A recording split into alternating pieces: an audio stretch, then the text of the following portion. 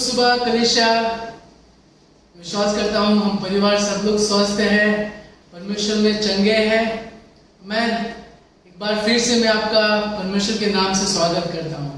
आमीन। क्यों ना हम इस समय आराधना दे पूरे हृदय से परमेश्वर के सम्मुख का है। आमीन। भजन संगीता 121 इस तरह कहता है कि मैं अपनी आंखें पर्वत की ओर लगाऊंगा, मुझे सहायक कहाँ से मिलेगी?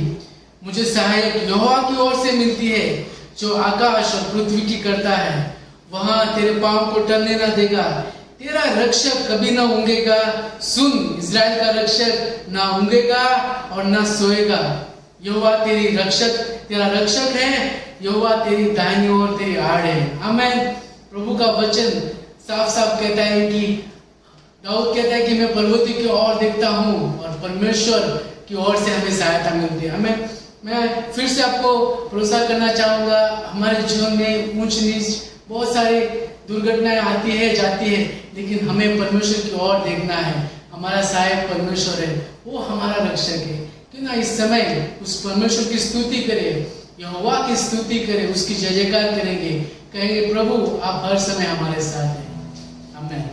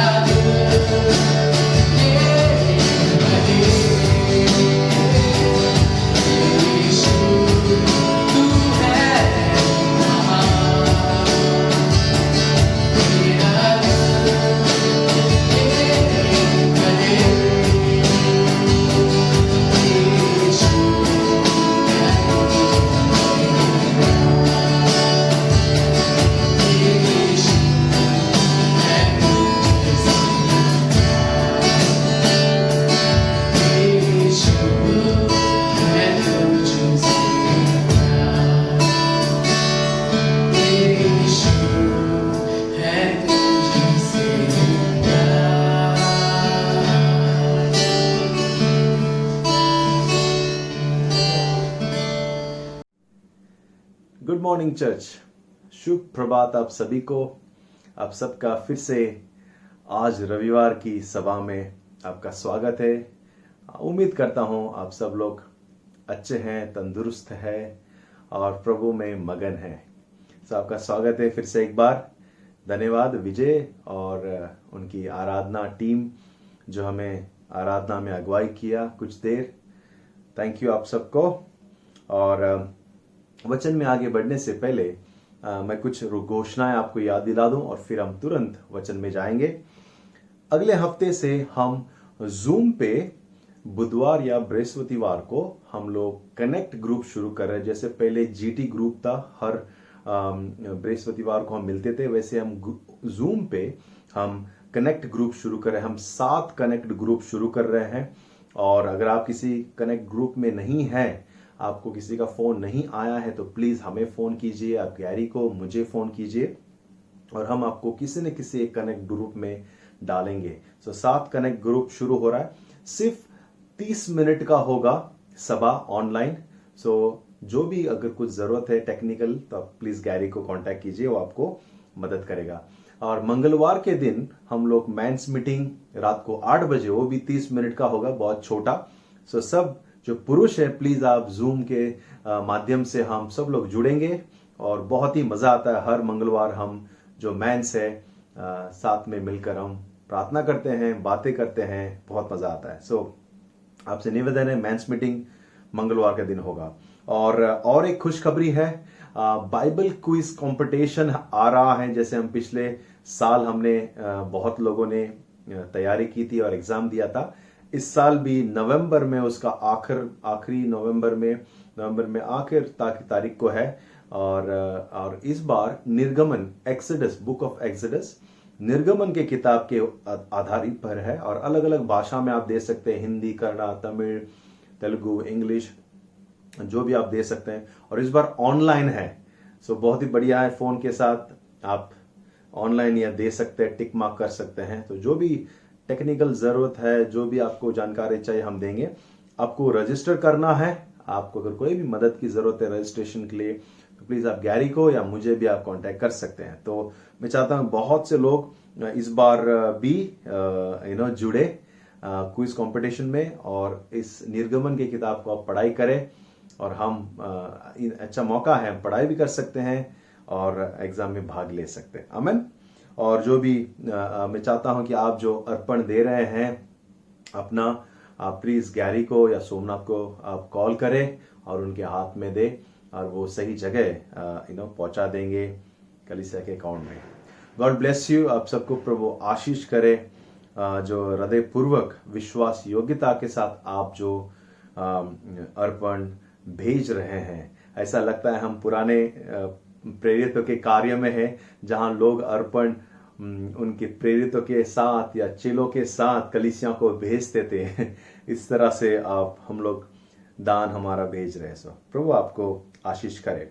आगे जाने से पहले पिछले रविवार पास्टर राजेश जो मड़गांव से जुड़े थे हमारे साथ में, और बहुत ही अच्छा वचन बांटा था और मैं विश्वास करता हूं कि आप लोग आशीषित हुए हैं। लेकिन आपको मैं कुछ सवाल के साथ शुरू करता हूं आज के उसी पिछले संडे के वचन से। कुछ सवाल, 3 सवाल आपसे पूछता हूं और मैं चाहता हूं कि आप सोचें इस सवालों के बारे में। आप क्या सचमुच कर रहे हैं या वहां पर है, या आपको ये करना है, या आप कर चुके हैं। देखिए 3 सवाल। पहला सवाल, जैसे मैं वचन सुन रहा था मुझे लगा ये बात। पहले उसने कहा कि जैसे उसने एक प्याला लिया और चम्मच से उसने हिलाया उस पानी को, और वो कहा कि उसी तरह क्या आपको लगता है आपका जीवन उतल पुतल हो चुका है? क्या आपका जीवन जिस तरह वो चम्मच से हिला रहा था, क्या आपका जीवन उतल पुतल हुआ है? अगर उतल पुतल हुआ है, क्या अभी जैसे आप चम्मच निकालते हो उस प्याले में से, जैसे वो सेटल होता है, थमता है और फिर बैठ जाता है, क्या आप कौन से जीवन की स्थिति में है? क्या आप उतल पुतल अभी भी है या आप सेटल हो रहा है आपका जीवन इस समय? दूसरा सवाल, क्या आपने अपना बोझ प्रभु को दे दिया है या अब तक नहीं दिया है? अपना बोझ प्रभु को दिया है, अब तक नहीं दिया है, सोचना। तीसरा सवाल, क्या आपने प्रभु को अनुमति दी है कि आपके जीवन में वो कार्य करे? क्या आपने उसे अनुमति दिया है कि आपके जीवन में आए और कार्य करे? ये 3 सवाल मैं छोड़ता हूं आपके पास। आप सोचिए इसके बारे में, प्रार्थना कीजिए और जो प्रभु आपके मन में डाले वो कीजिए। आमीन। आइए आज के वचन में हम चले, क्यों ना छोटा सा प्रार्थना करें, फिर हम आगे बढ़ेंगे। पिता परमेश्वर, इस सुबह हम धन्यवाद देते हैं, आज आप हमारे संग है, हमेशा आप हमारे साथ है, आप हमारे अगुवाई कर रहे हो। व्यक्तिगत रूप में हम जैसे अकेले परिवार में हैं, प्रभु आप हमारी रक्षा और हमारी रक्षा के साथ साथ अगुवाई कर रहे हो। आपका अनुग्रह हमारे साथ है, इसलिए धन्यवाद। इस सुबह हम मांगते हैं इस वचन से हमारी अगुवाई कर और हमें स्थिर बना और हमें आपके राज्य में पिता मजबूत विश्वासी बनाकर आगे बढ़ा। धन्यवाद। इस वचन से जो भी हम सीखेंगे अपने जीवन में हम लागू करेंगे, मैं प्रार्थना करता हूं यीशु मसीह के नाम से, आमीन आमीन। आओ हम वचन पढ़े आज का, लूका का अध्याय 10 और 38 से हम आगे बढ़ेंगे। ये मार्था और मरियम की कहानी है। आओ हम आगे बढ़े और मार्था और मरियम की कहानी आज हम पढ़ेंगे। ओके, लूका का अध्याय 10 और 38, ओके 10:38 से आगे बढ़े। आइए अपना बाइबल हम खोलें और साथ में पढ़ेंगे। जब वो जा रहे थे तो वह एक गांव में आ गया और मार्था नाम की एक स्त्री ने उसे अपने घर में स्वागत किया। मरियम नामक उसकी एक बहन थी, वह प्रभु के पांव के पास बैठकर उसका वचन सुनती थी। परंतु मार्था सेवा करते करते घबरा गई और उसके पास आकर कहने लगी, हे प्रभु, क्या तुझे कुछ भी चिंता नहीं कि मेरी बहन ने मुझे सेवा करने के लिए अकेले ही छोड़ दिया है, इसलिए उससे कह मेरी सहायता करे। प्रभु ने उसे उत्तर दिया, मार्था, हे मार्था, तू बहुत बातों के लिए चिंता करती है, घबराती है, परंतु 42 वचन 42, परंतु एक बात अवश्य है और उस उत्तम भाग को मरियम ने चुन लिया है, जो उससे छीना न जाएगा। आमीन। और आज का वचन का मेरा शीर्षक है यीशु के चरणों में बैठना। यीशु के चरणों में बैठना, sitting down at the feet of Jesus. यीशु के चरणों में बैठना। जब हम एक कहानी देखते हैं, कहानी ऐसी है कि अचानक बेतनी गांव है, बेतनी में यीशु मसीह और उसके चेले, उसके मित्र जो हैं, सब अचानक इस गांव में आते हैं और देखते हैं कि मार्था, मरियम, इन दोनों ने उस दिन यीशु को और उसके दोस्तों को घर पे बुलाया और बहुत ही खुश हो गए। मार्था बहुत ही खुश हो गई, मरियम बहुत खुश हो गई, बोला यीशु आया है, यीशु हमारे गांव में आया है तो हम उसे घर में बुलाएंगे। उसने दरवाजा खोला और वो ये मार्था और मरियम वही है, वो लाजर का बहनें हैं।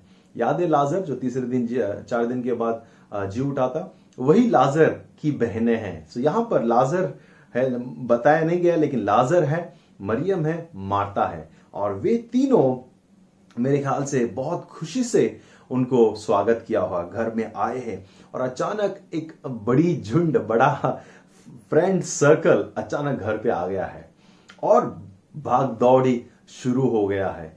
आप जानते हैं, जो महिलाएं हैं मेरे बात से वाकिफ होंगे, जब कोई अचानक घर पे आ जाता है और 1-2 नहीं, बड़े फ्रेंड्स के फ्रेंड, आपके पति या आपके बेटा एक 4-5 पुरुषों को लेकर आ जाता है घर पे, आप सोचते हैं अभी हम क्या करें, क्या पकाए, क्या पिज्जा ऑर्डर करे, नूडल्स पकाए, मैगी नूडल्स पकाए, क्या खिलाए, चाय, सॉफ्ट ड्रिंक, ये सब तैयारी हम शुरू कर देते हैं क्योंकि सेवा भाव है।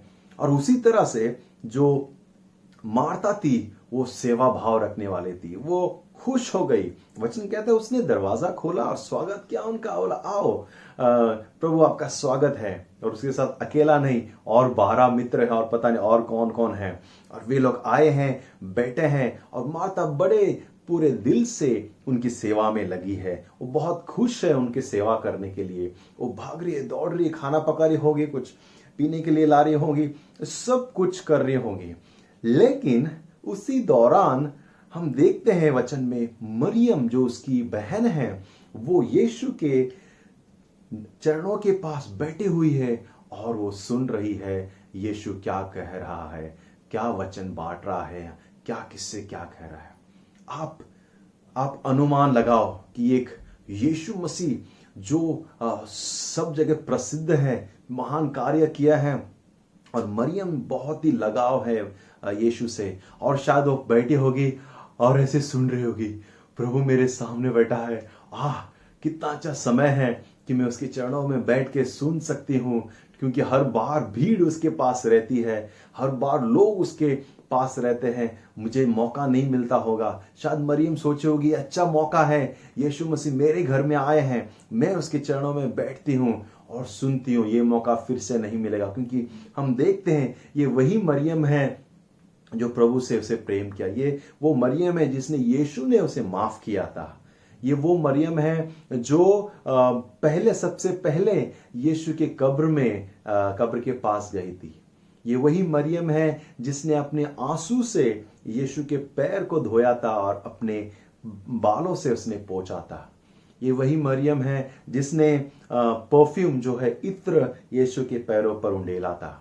यीशु से उसने प्रेम किया था। मैं उस कहानी में नहीं जाऊंगा, लेकिन एक लगाव, एक प्रेम, एक प्रभु को चरणों में बैठने का एक लगन मरियम के हृदय में हम देखते हैं। लेकिन आगे जाने से पहले प्यारे लोगों में एक चीज कहता हूं, जो मार्था थी उसकी बहन, सेवा भाव उसका हृदय, बहुत ही तैयारी कर रही है वो खाने पीने का, बहुत चिंतित हो गया, अरे हमें बेहतर देना है, मुझे अच्छा एक बेहतर चीज आज देना है प्रभु को, क्योंकि प्रभु मेरे घर पे आया है। और अचानक वो देखती है कि उसकी बहन चुपचाप बैठी है, यीशु के चरणों में कुछ नहीं हेल्प कर रही है। पता नहीं, शायद उसने कुछ हेल्प करके वापस आके बैठी होगी, मुझे पता नहीं, लेकिन वो देखती है कि मरियम उसे मदद नहीं कर रही है। और अचानक मार्था का जो है व्यवहार, उसका बर्ताव जो बदल जाता है, और वो आकर अचानक यीशु कहते हैं, प्रभु क्या आपको दिखता नहीं है। थोड़ा बहुत ही स्ट्रेट था, मार्था का रवैया बदल गया था। वो सेवा जो दिल से कर रही थी, अभी उसे वो लगा कि अरे ये लोग समझ नहीं रहे, मैं इतना मेहनत कर रही हूं, मैं इतना सब कुछ कर रही हूं, और ये चुपचाप मरियम जो मेरी बहन है चुपचाप बैठी है। वो बदल गई, और उसका सेवा को शायद कुछ देर के लिए उसने लगा कि अरे जब दूसरे लोग करेंगे तभी सही होगा, मैं अकेले क्यों। और उसका अंदर व्यवहार में बदलाव हम देखते हैं, और यीशु को जाको कहते हैं, प्रभु आपको दिखता नहीं, प्लीज मेरी बहन को कहो मुझे मदद करने के लिए। ये क्या चुपचाप बैठी, और मैं अकेली इतना काम कर रही हूं, मैं सबके लिए खाना तैयार कर रही हूं, इतना भाग दौड़ कर रही हूं, और ये चुपचाप बैठी है। और यीशु बहुत ही प्रेम से, वो नाराज नहीं होता, लेकिन बहुत ही प्रेम से कहता है, मार्ता मार्ता तुम इतनी क्यों चिंता करती हो। और यीशु कहता है, परंतु एक बात अवश्य है, एक बात, और आगे बढ़कर कहता है, उस उत्तम भाग को, एक ही बात अवश्य है, और वो उत्तम भाग को मरियम ने चुन लिया है, उनसे कोई भी अलग नहीं कर सकता। और वो कौन सा उत्तम भाग? प्रभु के चरणों में बैठना, प्रभु के चरणों में बैठकर उसके वचनों को सुनना, जो प्रभु कह रहा है उसे ग्रहण करना। और वो हृदय जब हम रखते हैं, परमेश्वर कहता है कि ये सबसे अच्छी बात है, ये सबसे उत्तम भाग है, कोई भी छीन नहीं सकता। मेरा आज सवाल है प्रिय लोगों कि क्या ये जो भाग हमारा जीवन का है, यीशु के चरणों में बैठकर सुनना, क्या ये हम कर रहे हैं? क्या ये जीवन में हमारा जारी है, या फिर किसी और चीज ने उसका जगह ले लिया है? क्या कोई और चीज हमें प्रभु के चरणों में बैठने के लिए रोक रहा है? चिंताएं, बहुत सारे काम, बहुत सारे सेवकाएं। आगे बढ़ने से पहले एक चीज मैं कहना चाहता हूं, मार्था ने सब कुछ सही किया। मार्था ने बहुत ही अच्छा सेवकाई की, उसका पूरे दिल से उसने सेवा किया, लेकिन उसका रवैया यह हो गया कि वो सोचती थी अगर कोई और न करे तो वो गलत है, मैं कर रही हूं, कोई और न करे तो वो गलत है। उसका एटीट्यूड चेंज हो गया, उसका रवैया चेंज हो गया। वो कुड़कुड़ाने लगी, वो कंप्लेंट देने लगी, वो दूसरों पर दोष लगाने लगी। और यीशु ने कहा यहां ये जो मरियम ने किया है ये सबसे बड़ी चीज है, वो बहुत ही उत्तम है। उत्तम है सबसे अच्छा, सबसे बेहतर, सबसे बेस्ट। और मेरे ख्याल से जब हम प्रभु के चरणों में बैठकर, उसके पास बैठकर स्वीकार करके सुन के हम जब उठते हैं और तब हम जब सेवा करते हैं तो कोई कंप्लेंट नहीं करेंगे, कोई हम कुड़कुड़ाएंगे नहीं, कोई हम किसी को दोष नहीं लगाएंगे। हमारा हृदय, हम पूरे सेवा भाव में रहेंगे। हमें प्रभु बुला रहा है कि हम उसके चरणों में बैठे, उसके पास आए और हम उससे स्वीकार करें, उससे हम तृप्त हो और उसे हम भरपूरता से प्राप्त करें। देखो यूहन्ना 7:37 में क्या कहता है, 7:37 में ये मैं आखिरी पाठ पढ़ूंगा। यीशु खड़ा हुआ और पुकार कर कहा, यदि कोई प्यासा है तो मेरे पास आए। अगर कोई प्यासा है तो मेरे पास आए। अगर प्यारे लोगों, अगर आप प्यासे हैं, अगर आप भूखे हैं, अगर आप तड़प रहे हैं प्रभु को सुनने के लिए, प्रभु से स्वीकार करने के लिए, आपका हृदय, आपका जीवन सूखा हो गया है, बेहतरीन तरीका है एक प्रभु के चरणों में बैठना, प्रभु के चरणों में बैठकर स्वीकार करना। पिछले रविवार राजेश भाई ने बहुत ही अच्छा हमें वचन सुनाया, सर से लेकर पांव तक दिल से प्रभु के साथ बैठ जाना, सर से लेकर पांव तक सब कुछ अर्पण करना, सब कुछ समर्पण करना प्रभु के पास, प्रभु के चरणों में। प्रभु चाहता है कि हम उसके पास आए, प्रभु चाहता है कि हम उसके चरणों में बैठे, हम उसके साथ समय बिताए, हम उससे सुने, उसके साथ साथ हम चले। आपको याद है जब परमेश्वर ने सृष्टि बनाई, उसने आदम और हवा को बनाया और वचन कहता है हर बार रेगुलर प्रभु परमेश्वर स्वयं आदम और हवा के साथ समय बताता था। वो आता, उनके साथ टहलता, वो बगीचे में टहलता, उनके साथ समय बिताता, शायद आदम हवा उनसे बातें करते, बहुत सारे विचार विमर्श करते, उससे स्वीकार करते और आदम और हवा तृप्त रहते थे। वो हर बार समय बिताते थे। परमेश्वर चाहता था कि उसका समय बिताए।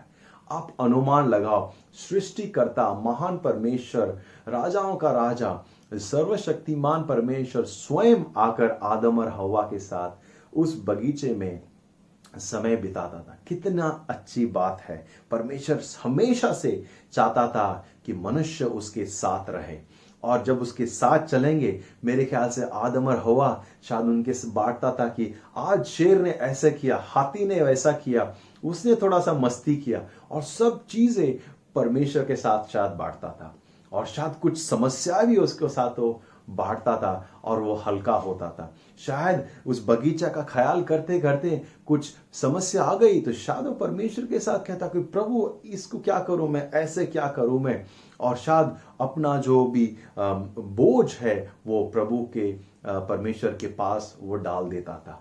और प्यारे लोगों, जब हम समय बिताते हैं, परमेश्वर हमेशा से चाहता था हम अपना बोझ हम लेकर आते हैं और परमेश्वर के चरणों में रखते हैं।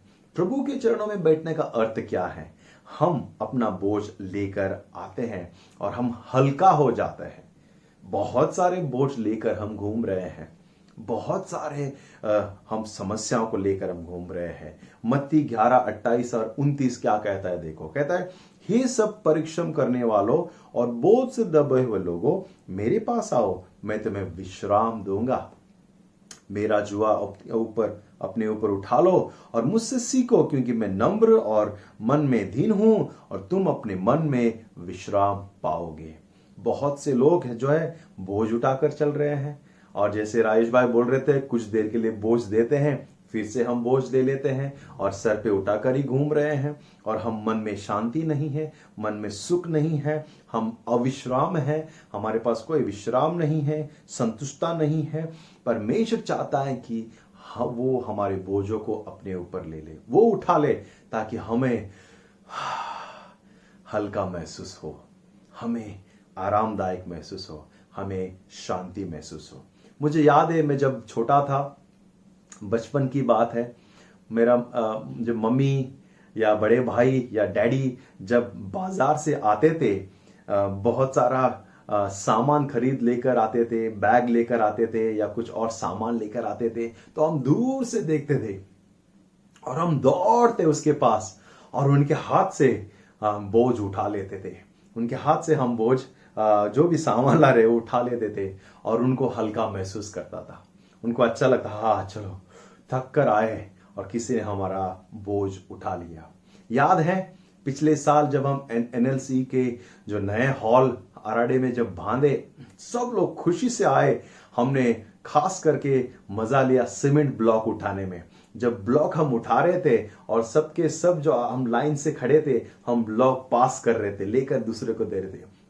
और कभी कभी जब दूसरा उठाकर दूसरों को देने के बीच में जब बड़ा गैप होता था, तो वो ब्लॉक सीमेंट का ब्लॉक जो है थोड़ा हैवी लगता था, बोझ लगता था, और हम चाहते थे कि कोई जल्दी हमारे हाथ से ले ले। और जैसे वो लोग ले लेते, हमको हल्का लगता था और हमें सुकून लगता था। हाँ, उनके बीच में कुछ लोग ऐसे भी थे जो अपना सीमेंट ब्लॉक सीधा नीचे से लेकर ऊपर खुद ही जाकर रखकर आते थे, वो किसी को नहीं दिए। लेकिन जब हम किसी को देते हैं प्यारे लोगों, हमको हल्का महसूस करता है, हमें अच्छा लगता है, हमें एक सुकून लगता है। प्यारे लोगों, अगर आप लिख रहे हैं, मैं 3 चीज बताता हूं। प्रभु के चरणों में क्यों जाना है, प्रभु के चरणों में क्यों बैठना है।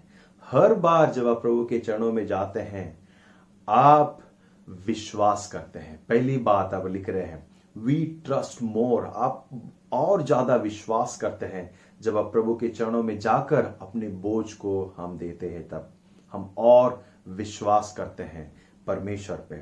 दूसरी बात, जब हम प्रभु के चरणों में जाते हैं और अपने बोझ को रखते हैं, हम सामर्थ प्राप्त करते हैं, रिन्यू हो जाता है हमारे सामर्थ, फिर से हम बल प्राप्त करते हैं। क्योंकि पकड़े हुए बोझ और ठहरे हुए जो पकड़े जो चीजें हम कभी उठाकर रखते हैं, हम थक जाते हैं। लेकिन उस बोझ को आप रख देंगे तो फिर से आपके पास ताकत आ जाएगा, ताकि आप दूसरा बोझ उठा सकें।